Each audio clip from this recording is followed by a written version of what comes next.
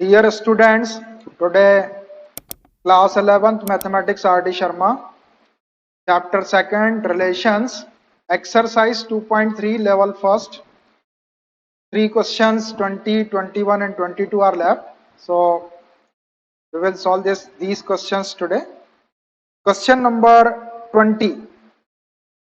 Let R be the relation on Z defined by R is the set of all ordered pair A, B such that A, B belongs to Z and A minus B is an integer. R एक relation है जो integer Z के ऊपर define करके दिया हुआ है इस टाइप से. So find the domain and range of R. तो हमको इसकी डोमेन और रेंज फाइंड आउट करना है. तो सबसे पहले मैं क्या कर लेता हूं कि जो रिलेशन हमको गिवन है ये सेट बिल्डर फॉर्म में गिवन है. पहले इसको लिख लेता हूं और पहले अपन इसका रोस्टर फॉर्म लिख लेंगे, फिर उसके अकॉर्डिंग अपन इसकी डोमेन और रेंज आसानी से बता सकते हैं. तो given set R is the relation of all the ordered pairs A, B such that A, B belongs to integer and A minus B is an integer.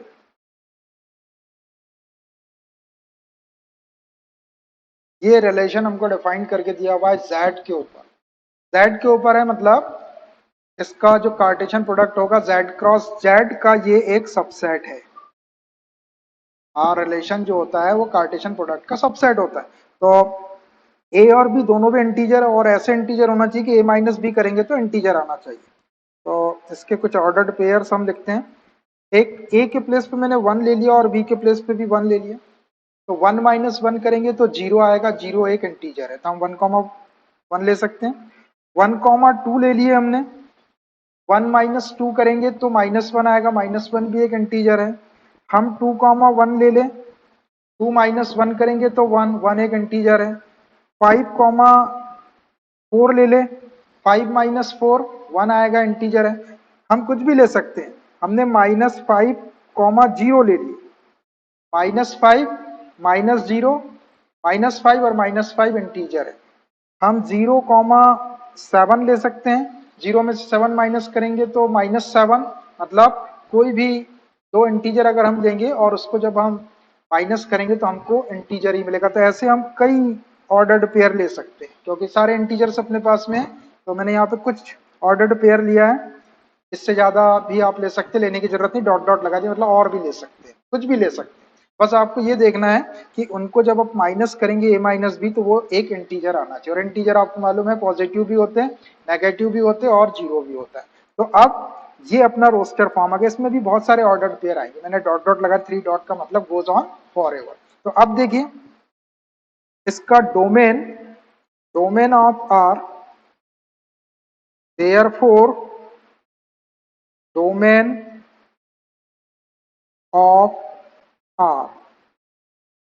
Domain क्या होता है कि जो रिलेशन आर है, इस रिलेशन आर में ordered pair है और सारे ऑर्डर्ड पेयर का जो फर्स्ट एलिमेंट है उसको अगर अपन एक सेट के अंदर रख दे तो वही आपके रिलेशन की डोमेन हो जाती है. तो यहाँ पर फर्स्ट एलिमेंट 1 है.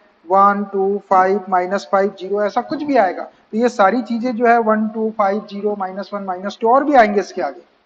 तो ये सारे के सारे इंटीजर ही है.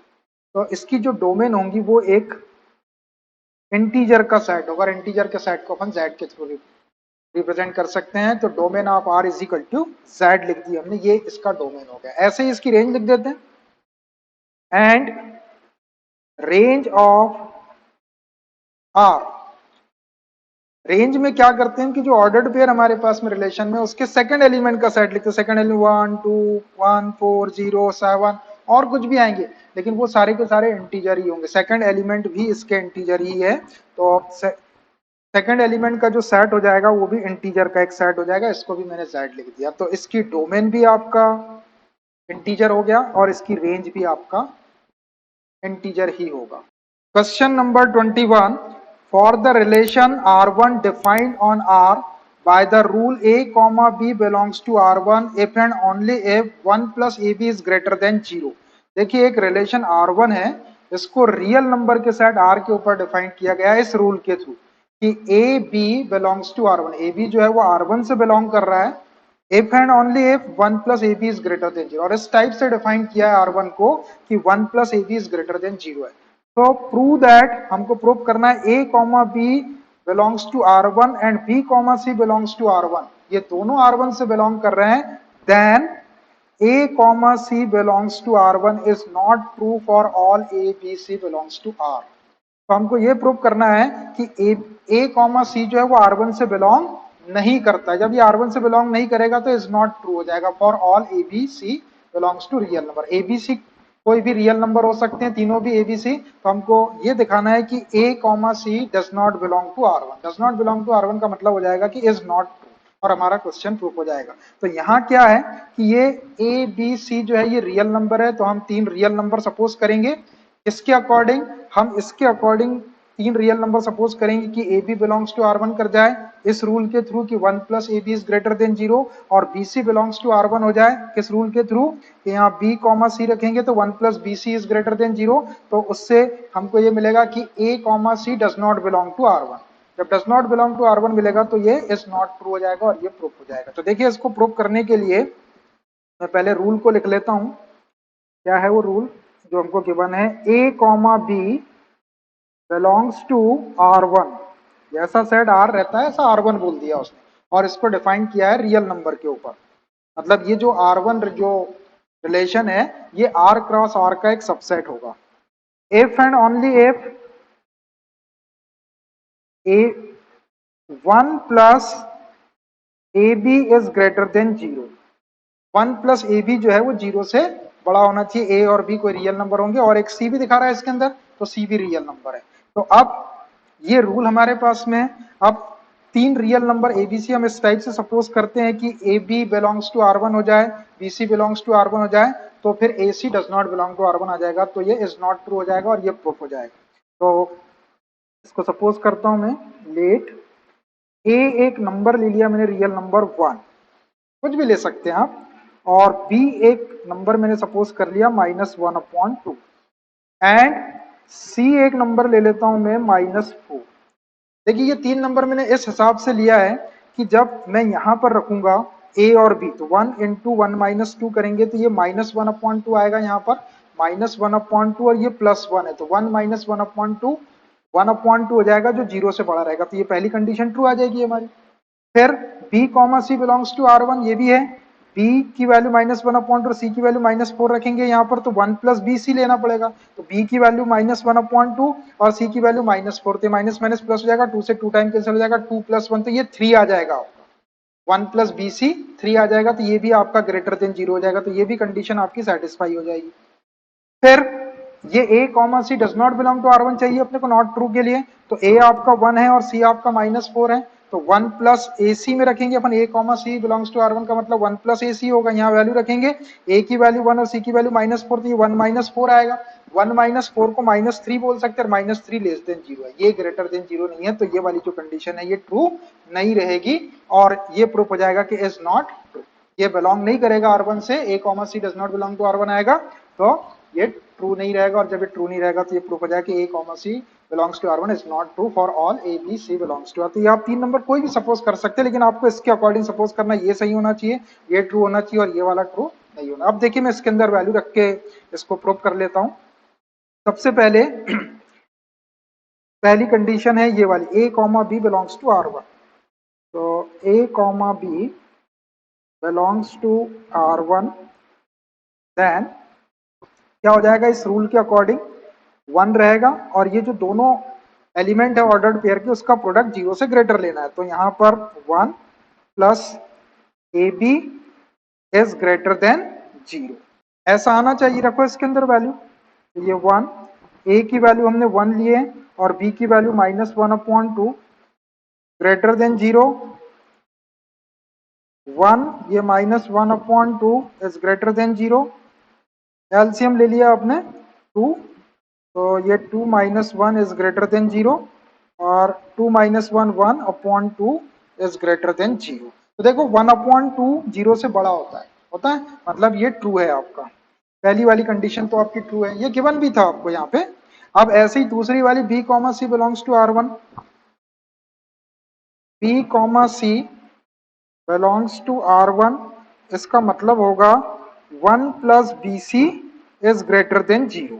अब इसमें भी वैल्यू रख के चेक कर लेते कि 1 प्लस बी सी की वैल्यू 0 से ग्रेटर आना चाहिए। ये 1 प्लस बी है हमारा -1/2 और सी है -4। इसको सॉल्व करते ये ग्रेटर देन 0 आना चाहिए। तो ये 2 से 2 टाइम कैंसिल हो जाएगा, दोनों माइनस माइनस का मल्टीप्लीकेशन प्लस, तो ये हो जाएगा 1 plus 2 is greater than 0। 1 plus 2 3 होता है, 3 is greater then, obviously 3 is greater than 0, तो ये वाली कंडीशन भी आपकी ट्रू हो गई। B comma C belongs to R1। अब A comma C belongs to R1 is not true, अपने को प्रूव करना मतलब ये डज नॉट बिलोंग टू आना चाहिए, तो इसको भी ले लेता हूं मैं। And A comma C belongs to R1, इसका मतलब होगा 1 plus A C is greater than 0। रखो इसमें वैल्यू, ये 1 प्लस ए की वैल्यू लिए हमने 1 और सी की वैल्यू है हमारे पास है -4। -4 इज ग्रेटर देन 0, तो ये हो गया 1 -4 इज ग्रेटर देन 0, तो ये आ गया आपका 1 -4 -3 इज ग्रेटर देन 0। अब देखो इसको, -3 इज ग्रेटर देन 0 आ रहा है, ये सही है कि -3 0 से बड़ा नहीं होता, -3 0 से छोटा होता है, तो ये साइन हो जाएगा -3 is not greater than 0। -3 is not greater than 0, -3 जो है वो 0 से ग्रेटर नहीं होता। तो अब हम इसको लिख सकते हैं कि ये कंडीशन सही नहीं आ रही। इसका मतलब ये है कि A comma C does not belong to R1। A comma C जो है वो R1 से बिलोंग नहीं कर रहा है, इसका मतलब यह है कि A comma C belongs to R1 is not true. Therefore A comma C belongs to R1 is not true for all A, B, C belongs to real number। आप A, B, C real number ले लो, तो उसके लिए A comma C R1 से belong नहीं करेगा, क्योंकि जब हमने A और C की वैल्यू रख के इसको सॉल्व करे तो ये -3 आ रहा है which is not greater than 0, तो ये फेल हो गया आपका। A comma C does not belong to R1, इसका मतलब ये हो जाएगा कि A comma C belongs to R1 is not true for all A, B, C। Hence proved। यही हमको प्रूव करना था। Hence proved। Question number 22nd, this is the last question। Let R be a relation on n cross n defined by, R एक relation है जो n cross n के ऊपर define किया है, Cartesian product of n and n। A comma B related to C comma D if and only if A plus D is equal to B plus C for all A comma B C comma D belongs to n cross n। ये relation आपको define करके दिया हुआ है n cross n के ऊपर, तो हमको प्रूव करना है, show that, then first part, second part, third part, तो हम वन बाय वन लेते जाते एक एक part. Part first, A comma B related to A comma B for all A comma B belongs to n cross n और Cartesian product of n and n। तो ये वाला हमको प्रूव करना है, और ये प्रूव करने के लिए हम जो डेफिनेशन हमको डिफाइन करके दिए रिलेशन की, इसका यूज करेंगे। तो जो डेफिनेशन है पहले उसको लिख लेता हूं। क्या है definition? A comma B related to C comma D if and only if A plus D is equal to B plus C for all A comma B and C comma D belongs to n cross n, Cartesian product of n and n। ये definition थी, इस definition को थोड़ा समझो। A comma B related to C comma D का मतलब क्या दिया है? A plus D. ये A प्लस डी कैसे आ रहा है? ये फर्स्ट एलिमेंट को सेकंड एलिमेंट के साथ प्लस कर देंगे तो A प्लस डी आएगा, और सेकंड एलिमेंट को फर्स्ट एलिमेंट के साथ प्लस करेंगे B प्लस C, तो ये आएगा। तो क्या करना है? फर्स्ट एलिमेंट को सेकंड एलिमेंट के साथ प्लस करना है और सेकंड एलिमेंट को फर्स्ट के साथ में प्लस करना है, तो ये कंडीशन आएगी। For all A comma B and C comma D belongs to n cross n। n cross n से बिलोंग करेंगे, कार्टेशियन प्रोडक्ट है इसलिए एलिमेंट जो है वो ऑर्डर्ड पेयर के फॉर्म में। अब इसी का यूज करके हमको प्रूव करना है A comma B related to A comma B। यहाँ पर दो ordered pair A comma B और C कॉमा D है, आर से रिलेटेड। लेकिन यहाँ पर हमको जो प्रूव करना है उसमें ए कॉमा पहले वाला भी ए कॉमा बी है और दूसरा वाला भी ए कॉमा बी है, तो इस सी कॉमा डी को हमको ए कॉमा बी से रिप्लेस करना पड़ेगा। तो मैं इसको रिप्लेस कर देता हूं पहले वाले को प्रूव करने के लिए। Replace C comma D by A comma B. इसको हम रिप्लेस करेंगे तभी आपके दोनों ordered pair A comma B आएंगे, इसलिए रिप्लेस कर लिख दिया। चलिए तो क्या हो गए, A comma B related to C comma D को ए कॉमा बी से रिप्लेस कर रहे हैं तो ये ए कॉमा बी। देन क्या हो जाएगा, जैसी ये डेफिनेशन थी कि फर्स्ट एलिमेंट में सेकंड एलिमेंट को प्लस करना है और सेकंड एलिमेंट में फर्स्ट एलिमेंट को प्लस करना, यहाँ भी ऐसे ही करेंगे। तो फर्स्ट एलिमेंट में सेकंड एलिमेंट को प्लस करेंगे तो ए प्लस बी हो जाएगा, इसी कल्टियो सेकंड एलिमेंट में फर्स्ट एलिमेंट को प्लस करेंगे तो ये बी प्लस ए हो जाएगा। अब देखो इस a प्लस बी और b प्लस ए को हम डायरेक्ट ऐसा लिख सकते हैं, a comma B related to a comma B. अब देखो इसको चेक करेंगे अपन इसी रूल से तो वापस यही आना चाहिए। देखो फर्स्ट एलिमेंट को सेकंड एलिमेंट के साथ प्लस करेंगे तो a प्लस बी आ जाएगा और सेकंड एलिमेंट को फर्स्ट एलिमेंट के साथ प्लस करेंगे तो ये b प्लस ए आ जाएगा। मतलब इस a plus B is equal to B plus A को हम a comma B related to a comma B लिख सकते हैं for all a comma B belongs to n cross n। बस ये हो गया हमारा फर्स्ट वाला प्रूफ। फर्स्ट हमको यही प्रूफ करना था, a comma B related to a comma B for all a comma B belongs to n cross n। Question number 22 part second, a comma B related to c comma d then c comma d related to a comma b for all a comma b c comma d belongs to n cross n। अब देखिए इसमें दो ordered pair a comma B और c comma d जो है ये r से related है, तो c comma d related to a का मतलब इसको उल्टा कर दो, ये इधर आ जाए और ये इधर आ जाए, ये भी आपका ट्रू होना चाहिए किसके लिए, a कॉमा बी और c comma d belongs to n cross n है। तो इसको प्रूव करने के लिए भी हम क्या करते हैं कि जो डेफिनेशन हमको दी हुई है हम उस डेफिनेशन को ले लेते हैं। डेफिनेशन क्या है, डेफिनेशन है a comma B related to c comma d if and only if a plus d is equal to b plus c for all a comma b and c comma d belongs to n cross n। ये definition हमको given थी, यही वाली definition मैंने ले लिया। अब इसी के अकॉर्डिंग हम ये प्रूव करेंगे। तो देखो यहाँ पर ordered pair a comma B और c कॉमा डी है और हमको जो प्रूव करना है उसके लेफ्ट साइड में भी a comma B related to c comma D है, तो हम यही वाला ले लेते हैं, यही वाले दो ऑर्डर्ड पेयर, और हमको इसको c comma D related to एक मतलब ये ऑर्डर्ड पेयर को, ये वाला ऑर्डर्ड पेयर यहाँ आ जाना चाहिए और ये वाला ऑर्डर्ड पेयर यहाँ आ जाना चाहिए, ऐसा प्रूव करना है। तो मैं इसको ले लेता हूँ, therefore a comma B related to c comma D, then क्या हो जाएगा इसी डेफिनेशन के अकॉर्डिंग। ये डेफिनेशन क्या है, फर्स्ट एलिमेंट में इसके सेकंड एलिमेंट को प्लस कर दो तो a प्लस डी, इसके सेकंड एलिमेंट में इसके फर्स्ट एलिमेंट को प्लस कर दो तो b प्लस। यहाँ भी ऐसे ही फर्स्ट एलिमेंट को सेकंड एलिमेंट में प्लस कर लेंगे तो a plus D is equal to second element को फर्स्ट एलिमेंट में प्लस कर लेंगे तो b प्लस सी, ऐसा आ जाएगा। अब हमको इसको थोड़ा सा सॉल्व करना पड़ेगा, इसको सॉल्व करके हमको c comma D related to a comma B चाहिए। तो इस a plus D is equal to B plus C को हम b प्लस सी को इस साइड लिख सकते हैं और a प्लस डी को इस साइड लिख सकते हैं। देखो इससे कोई फर्क नहीं पड़ेगा, इसको उठा के मैंने यहाँ कर दिया और इसको उठा के यहाँ कर दिया। अब ये b प्लस सी और a प्लस डी है, इसको हम और थोड़ा सा आगे ऐसा भी लिख सकते हैं, b plus C can be written c plus B लिख देंगे, कोई फर्क नहीं पड़ेगा, और इसको a प्लस डी को d प्लस ए लिख देते हैं, ऐसा लिख सकते हैं। बात वही है, ये भी b प्लस सी है, ये भी b प्लस सी, लेकिन हमने c पहले चाहिए रहता है इसलिए ऐसा।